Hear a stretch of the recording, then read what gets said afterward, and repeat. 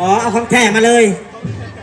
นครไกรสอนพระวิหารทินกำเนิดทานผู้นำ เข้ามาเลยยับเข้ามาเลยท่านนั้นไว้แน่ไว้ สวรร แน่ ค์บัดซ่อ พยายามเล็งบาดฟอดพยายามเล็งบาดฟอดงามตะการพระธาตุอิงหังสูงสง่าป่าไม้ใหญ่ดงหนองลมตึบหนา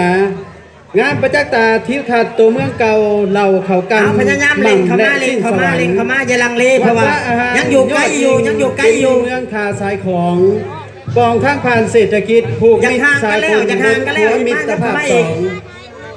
กองแสดงคนละครไกรสอนพงษ์วิหาร ยับเข้ามาจับใกล้ๆยับเข้ามายับเข้ามา ปีใหม่ลาวประกอบด้วยนักแสดงจำนวน160 คน ยับเข้ามาเรื่อยๆจับเข้ามาเรื่อยๆ ล่าสุดบรรจุขันหมักเบงใหญ่ประสานใจขบวนฟ้อนประเพณีเสือสีแดงพลังแหงพลังสามัคคีสามเผ่าใหญ่ลาวผู้ชัยบลูขบวนนี้เป็นขบวนที่ยิ่งใหญ่อลังการสมเป็นถิ่นฐานศูนย์รวมเศรษฐกิจการเมืองวัฒนธรรมสังคมของแขวงสวรรณเขตนครไกรสอนพระวิหารได้ถือประกาศทำห้องอย่างเป็นทางการในวันที่25เดือนพฤษภาปี 2018 อย่างพดฟื้นมวลซืนประกอบมีอยู่31บ้านมีประชากร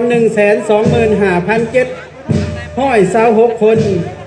แหล่งท่องเที่ยวที่สำคัญของนครไกรสอนพระวิหารประกอบมีพระธาตุอิงหังองค์ศักดิ์สิทธิ์คู่บ้านคู่เมืองวัดใหญ่สัญภูมิพุ่มตัวเมืองเก่าผลิตภัณฑ์ไดโนเสาร์ผลิตภัณฑ์ของแขวงสวรรณเขตธรรมชาติน้องลม